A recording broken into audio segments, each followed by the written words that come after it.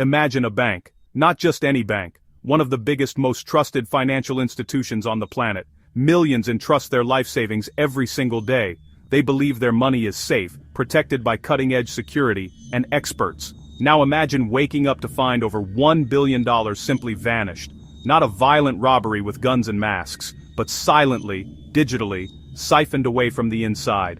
This isn't a Hollywood scene. This is the chilling reality of February 2025. The target: Bybit, a globally recognized cryptocurrency exchange. For millions of users, it was a symbol of the future of finance. A sleek, modern platform promising speed, security, unprecedented opportunity. A digital fortress, or so everyone thought.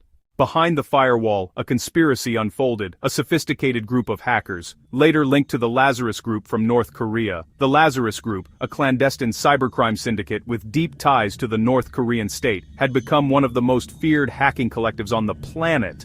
Their motives were not born of simple greed or a desire for chaos. They operated as a key financial wing of the DPRK, a state-sponsored entity tasked with a single critical mission: to generate hard currency for a regime choked by international sanctions. Their heists were not just crimes, they were strategic operations, designed to fund North Korea's weapons programs and prop up its struggling economy.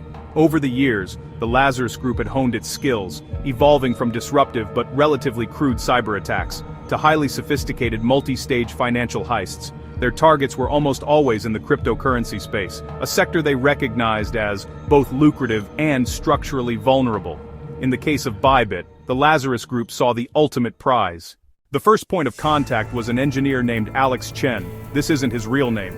Alex was a mid-level software developer at Bybit, responsible for maintaining parts of the exchange's back-end infrastructure. He was passionate about his work, proud to be part of such a dynamic company, and active on professional networking sites like LinkedIn. He frequently received messages from recruiters, headhunters, most of which he politely ignored.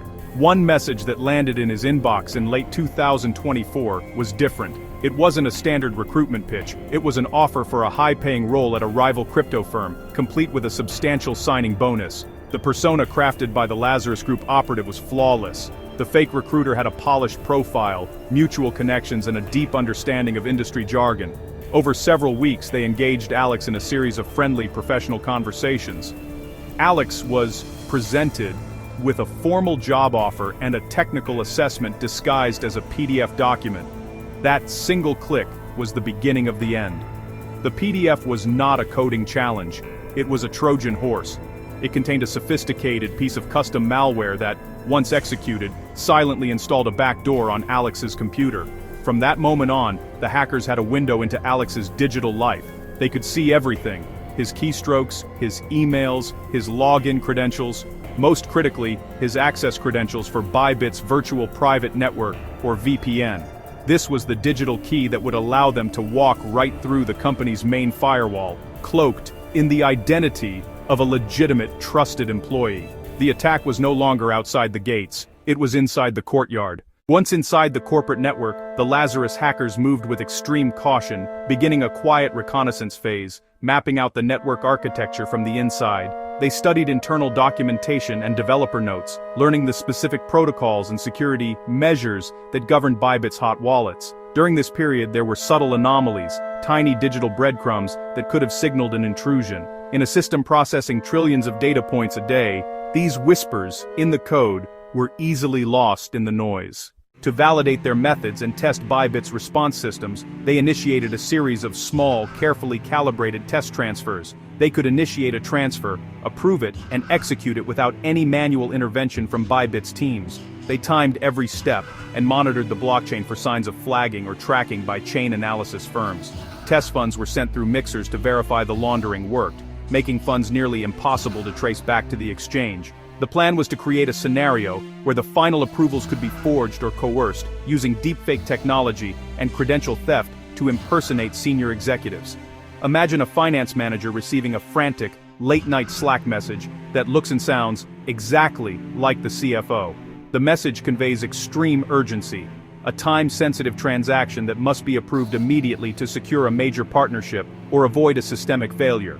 This unseen threat then loops to deliver debt name.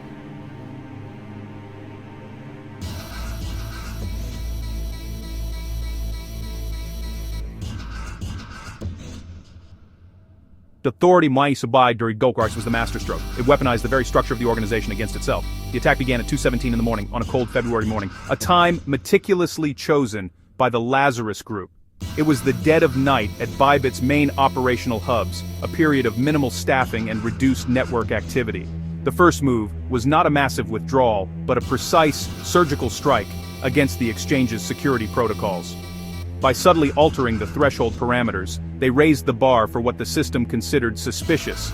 The digital watchdogs had been blindfolded.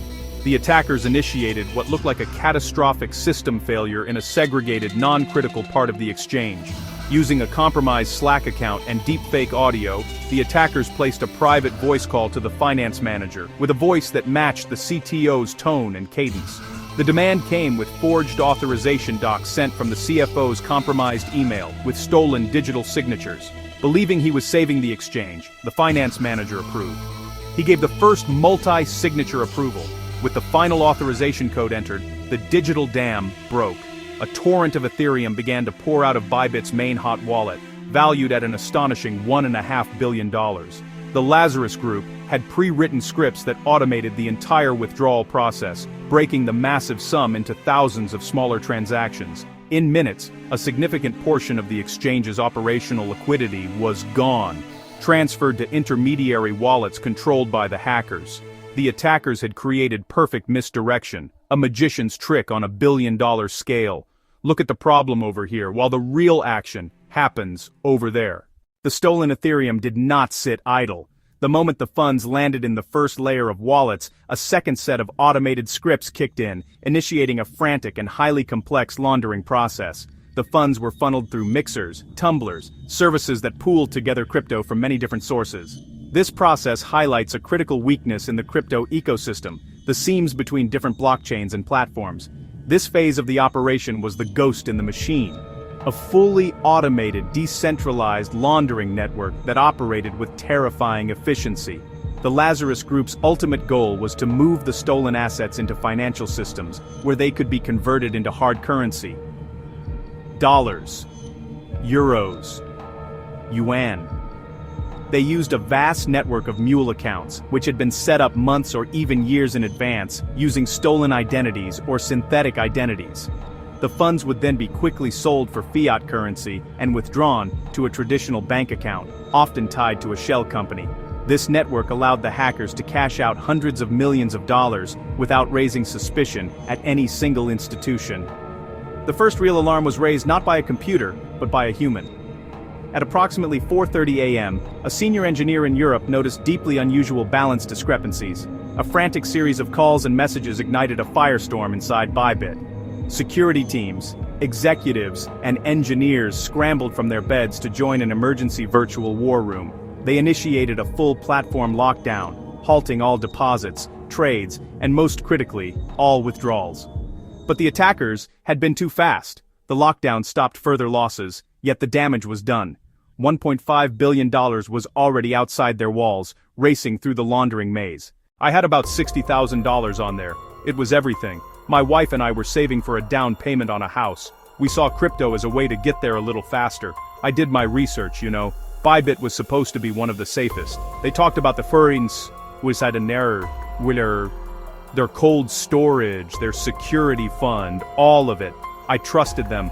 I went to bed one night, and the next morning I woke up to see the news. My heart just sank. Michael was just one of millions of Bybit users whose lives were thrown into turmoil that day. They were not institutional investors or wealthy day traders, teachers, small business owners, young families. Online forums and Reddit threads filled with thousands of desperate posts from people sharing their stories of loss.